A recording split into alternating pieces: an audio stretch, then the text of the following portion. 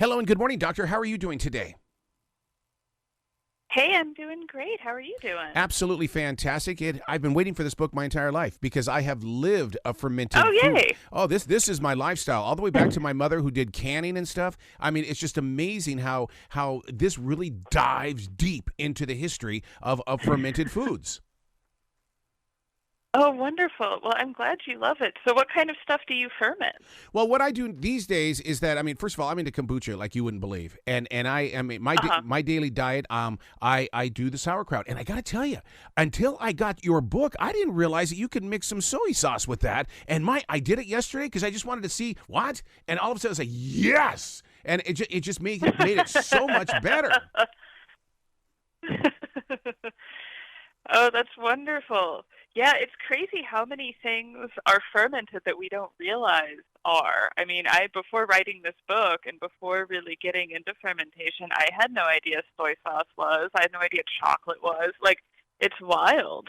Well, and isn't cheese in a way, because cheese has to go through a process in order to become what it is. Yeah, so some cheeses, like really fresh cheeses, are just like it's an enzyme process rather than a fermentation process. Hmm. But most cheese that you eat is fermented.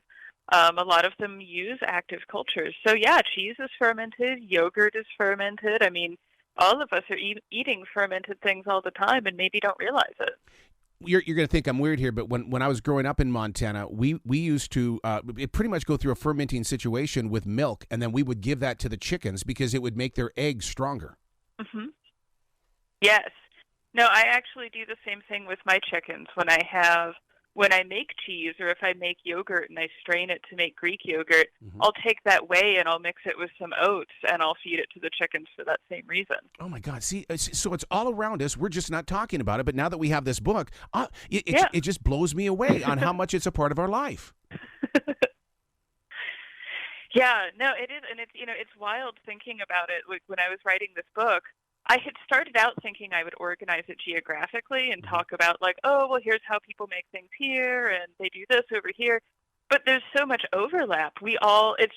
It's everywhere. We're all using it in all these different ways. Every culture ferments, and so yeah, it made it so that I organized it the way I did, just because I was like, wow, you guys, like all of us are using this for preservation. All of us rely on this for our health. Like, did you all know this? This is wild. Is it okay to call your SCOBY a best friend? Because I built a relationship up with my SCOBY. Yes. Yeah. No, I have.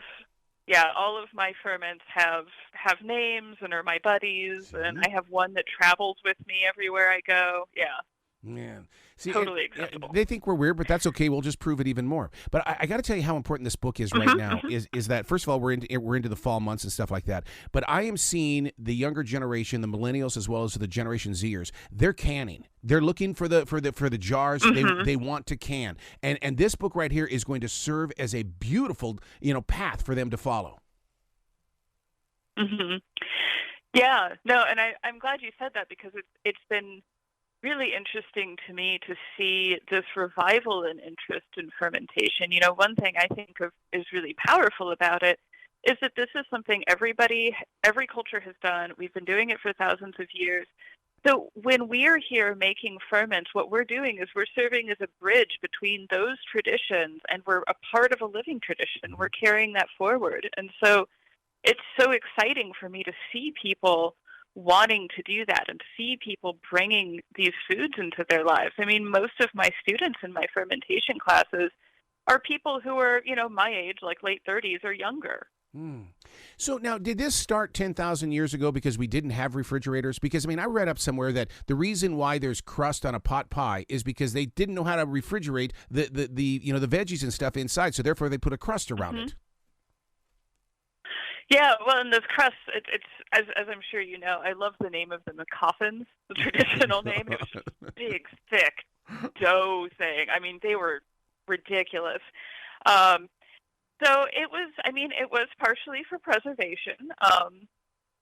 The reason why it began 10,000 years ago was because that was when we moved towards doing agriculture. So Oh. we were no longer nomadic, so we were able to have containers of things bubbling and fermenting.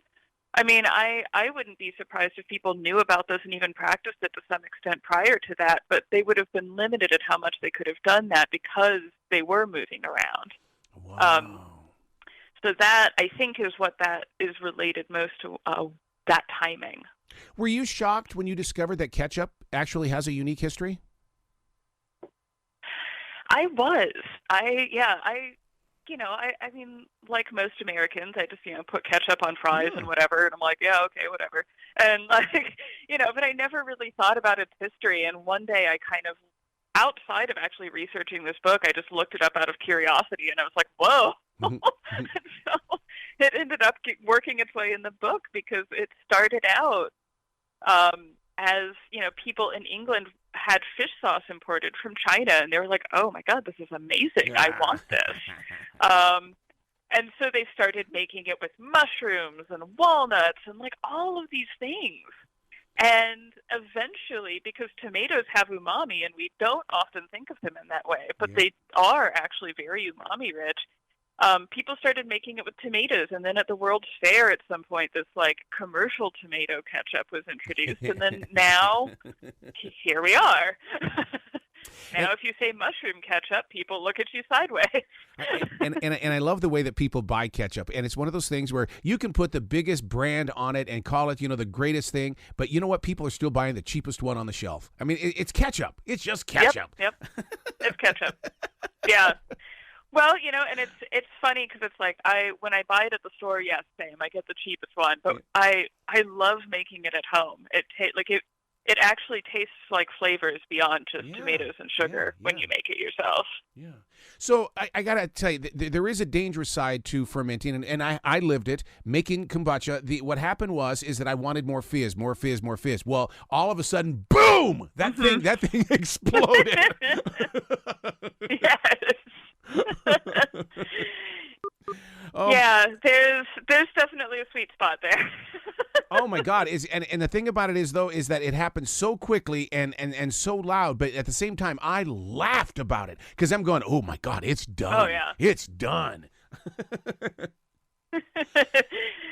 Yeah, no, I know I've had that happen a few times, only a few, thankfully. And I've been fermenting for 15 or 20 years, and so what I do now, if I leave something out on the counter to get all carbonated for more than a day, I'll actually carry it outside and open it. Oh, good for you. To make sure. Good for you. Yeah, there's stains on my ceiling from the one time I didn't do that. You've been in my kitchen. My kitchen. Yes. But yeah, the nice thing is, as long as you keep an eye on it and don't do what we have done a few times, you can have wonderful carbonated, delicious kombucha or soda or whatever. I mean, I've got probably 10 bottles of it in my fridge right now. Wow. All right, now I've got a real serious question for you, only because my mother did a lot of canning when we talked about that. But my mother put everything in the basement, and it's still there today. I mean, there's a television show on right now that goes around the country, and they want to taste the food that's been basically canned for decades. Should we just throw that stuff away, or is it still good? Well, I mean, it's decades old. Canning, sure. Well, canning is interesting because when you do a hot water bath or a pressure can, you no longer have a probiotic food. So you have the heat from that actually kills all the probiotics, which, I mean, if you're trying to can something and not have botulism, is good, right? You don't want to have any microbes in that, vacuum-sealed space. But so it's a little different than fermentation, where you have living microbes that are helping to keep that brine safe. I think, and I'm not an expert on the longevity of different canning seals, but who would be a really good person to ask would be the people at your county extension service. Or if you have a master preserver in your state. Yeah. Master preservers are wonderful at being yeah, you can send this off to get tested here, or that's how old, I wouldn't eat that, or, whatever. I wouldn't have the confidence to even touch it. I'm telling you. And that's like I said, there's a TV show that puts focus on that. I said, you can come and get it. I'm not doing anything with it. Yeah. Ugh. Yeah, well, you can have it's a nice decoration. You can use it to decorate your house. Well, the name of the book is Our Fermented Lives. Where can listeners go to give you lots of love and to follow you? Well, so on social media, I'm at Bookish Julia or at Root Kitchen. And I also have a newsletter where I share all of my book events and my various musings on food and all things. And that's rootkitchens.substack.com, and it's free, and folks are welcome to sign up and follow along. I love it. Doctor, come back to this show anytime in the future. The door is always going to be open for you. Thank you. You be brilliant today, okay? Awesome. Thank you so much.